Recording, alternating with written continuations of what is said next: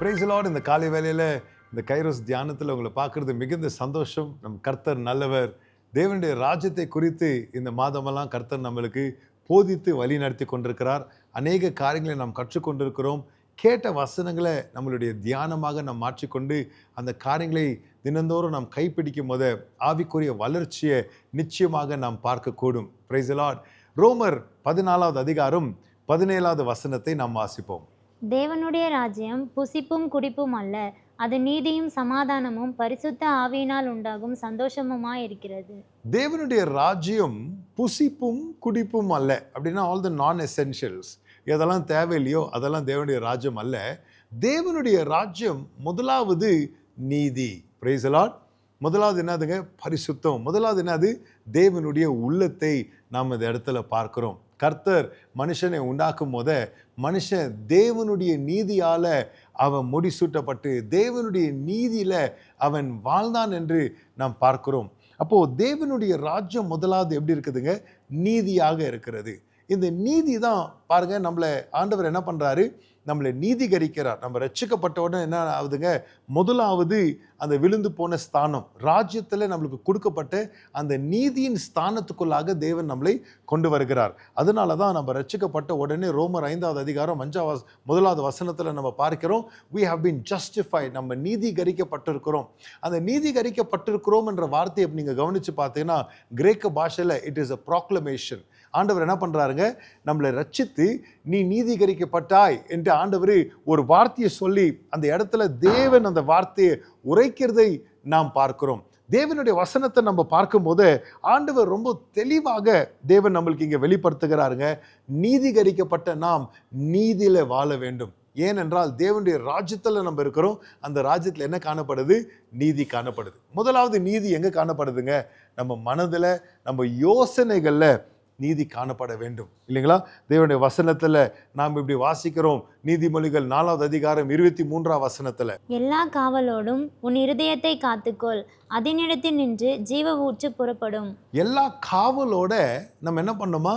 இந்த இருதயத்தை நாம் காத்து கொள்ள வேண்டும். ஏனென்றால் அதுல இருந்து ஜீவ ஊற்று. என்ன இந்த ஜீவ ஊற்று? தேவனுடைய நீதி. நம்ம போகிற இடம்லாம் என்ன நம்ம காட்ட வேண்டும்? தேவனுடைய நீதியை நம்ம எடுத்துக்காட்டிகளாக நாம் இருக்க வேண்டும். Your righteousness, wherever you go, your righteousness is a fragrance. Hallelujah. நம்மளுடைய நீதி என்னவா இருக்குதுங்க? ஒரு நறுமணமாக இருக்கிறது. அப்போ நம்ம போகிற இடம்லாம் இந்த நீதி, இந்த நதி நம்ம வழியா வரணும்னா நாம் முதலாவது ஜாக்கிரதையா இருக்க வேண்டும். Praise the Lord. நம்ம எங்கெல்லாம் ஜாக்கிரதையா இருக்க வேண்டும் என்று தேவ வசனம் நம்மளுக்கு சொல்லி கொடுக்குது. இந்த இருதயத்தை ஜாக்கிரதையாக பாதுகாத்துக்கோ. ஏன்? இந்த இருதயத்தில் என்ன இருக்குங்க?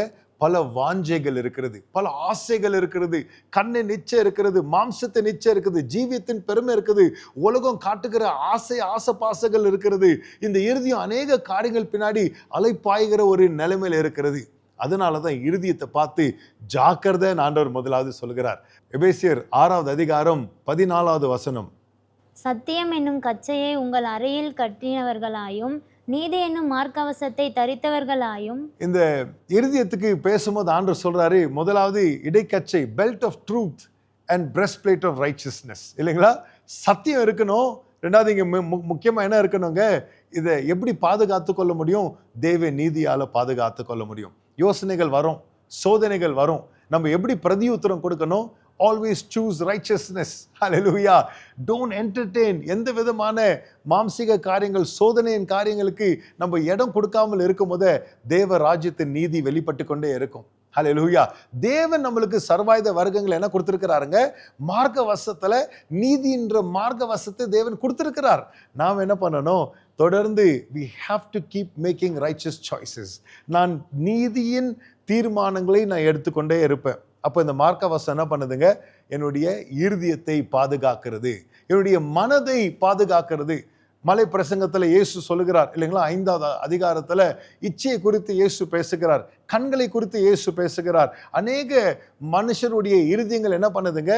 நீதியை கழட்டி போட்டுட்டு மாம்சத்தை பற்றி கொள்ளுகிறது. அதை உதறி போடுகிற நேரம் வந்துடுச்சு. ஹல்லேலூயா. நம்மளை the sins that cling to us, இல்லைங்களா? எபிரேயர் 12வது அதிகாரத்தில் நம்ம வாசிக்கிறோம், நம்மளை கெட்டியா பிடிச்சு கொண்டிருக்கிற இந்த பாவங்களை நம்ம என்ன பண்ணணுமா, உதறி தள்ளிட்டு நீதியின் மார்க்க வசத்தை நாம் எடுத்துக்கொள்ள வேண்டும். ஒரு விஷயம் நீங்க பாவத்துக்கு நோ, ஒரு விஷயம் பாவத்தை இதை நான் அனுபவிக்க மாட்டேன், இதுக்கு நான் இடம் கொடுக்க மாட்டேன், நான் கர்த்தருக்காக நான் வாழ்வேன்னு நீங்க வைராக்கியமா நீங்க செயல்படும் போதெல்லாம் நீதியில செயல்பட்டு கொண்டிருக்கிறீங்க. ஹல்லேலூயா. நம்ம வாசிக்கலாம், எபேசியர் 4வது அதிகாரம் 25ஆம் வசனத்தை வாசிக்கலாம். அன்றியும் நாம் ஒருவருக்கொருவர் அவயங்களாய் இருக்கிறபடியால் பொய்யை கலைந்து அவனவன் பிறனுடனே மெய்யை பேச கடவன். நீதியை கெடுக்கிற இன்னொரு காரியம் எங்க தரமா இருக்குங்க? நம்ம நாவல இருக்கு, நம்ம மனதில் இருக்கு, நம்ம இருதயத்தில் இருக்கு, ரெண்டாவது நம்ம நாவல இருக்கு. ஹல்லேலூயா. உங்க வாய் என்ன பேசுது? உங்க வாய் என்ன சொல்லுது?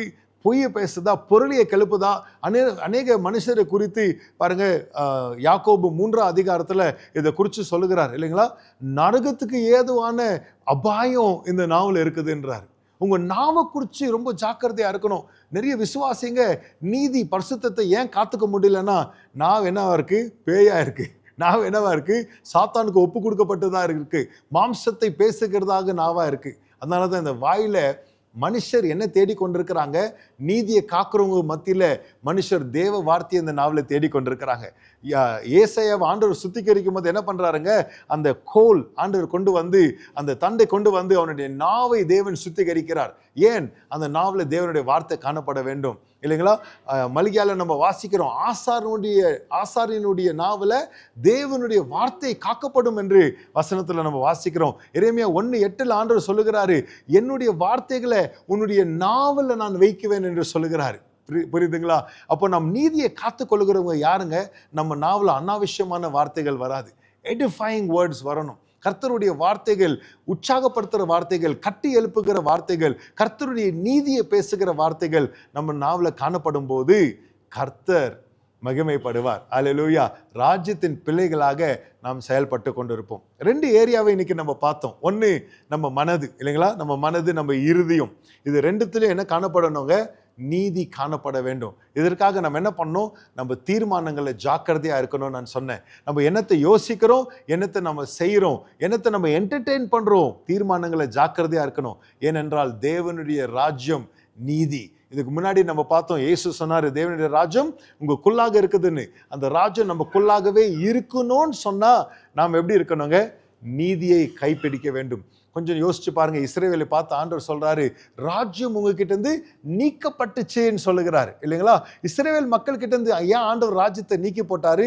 ஏன்னால் அவங்க விசுவாசிக்கல, சுவிசேஷத்தை கை கொள்ளல, ராஜ்யத்தின் நீதி அவங்க பின்பற்றல. அதை குறித்து பேசுனாங்க, ஆனா அந்த ராஜ்யத்தின் நீதி அவங்களுக்குள்ள இல்லாததுனால கர்த்தர் என்ன பண்ணாருங்க?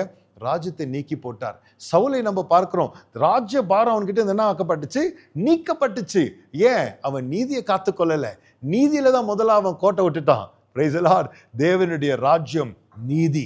ஹல்லேலூயா. It is righteousness. அந்த நீதி நமக்குள்ள இருக்கணும். நீதியின் மார்க்க வசத்தை நம்ம போட்டுக்கொண்டு நம்ம மனசையும் நம்ம மனதையும் நம்ம சிந்தனைகளை நம்ம பாதுகாத்து கொள்ளணும். 2வதாக நீதி என்ன பண்ணும்? நம்ம நாவை மாற்றும். இந்த நாவல அநீதியான காரியங்கள் வரக்கூடாது. பக்தி விருத்திக்கு ஏதுவான காரியங்கள் வரும்போது நீதியை காப்பாற்றுறவர்களாக, நீதியில நடக்கிறவர்களாக நாம் இருக்கிறோம் இல்லைங்களா? சர்வாயுத வர்க்கங்களை நம்ம பார்க்கும் போது ஆண்டவர் சொல்றாரு, இந்த பாதைக்கு சமாதானத்தின் சுவிசேஷம் என்று சொல்லுகிறார். அல்லேலூயா. நீங்க போகிற இடம்லாம் சுவிசேஷத்தை சுமந்து கொண்டு போனீங்கன்னா உங்க பாதை நீதியாக இருக்கும். அல்லேலூயா. தலை சீரா, ரட்சிப்பின் தலை சீரான்னு சொல்லுகிறார். நீங்க நீதியில நடக்கும் போது நீதி என்ன பண்ணுங்க? நம்ம தலைக்கு ஒரு தலை சீராவாக மாறிடும். நம்ம தலையை எல்லா விதமான தேவையில்லாத யோசனைகள்ல இருந்து கர்த்தர் ரட்சிப்பித்து கொண்டே இருப்பார். எங்களை ஒரு தேவ ஊழியக்காரர் சொல்றாரு, நான் ரட்சிக்கப்பட்ட புதுசுல கெட்ட கனவும் கெட்ட சிந்தனைகளும் என்னுடைய எவ்ரிடே போர்ஷன், தினந்தோறும் இருந்த ஒரு வாழ்க்கையா இருந்துச்சு. ஆனா நீதியில நடக்க நடக்க நடக்க மறுரூபம் என்ன பண்ணுச்சுங்க? ரட்சிப்பின் தலை சீராய் என் மேல போட்டு கெட்ட கனவுகளோ, கெட்ட சிந்தனைகளோ, அவிசுவாசமான காரியங்களோ, தேவனுக்கு அருவிருப்பான சிந்தனைகளோ உள்ள வராமல் அது என்னை பாதுகாத்தது என்று. ஹல்லேலூயா.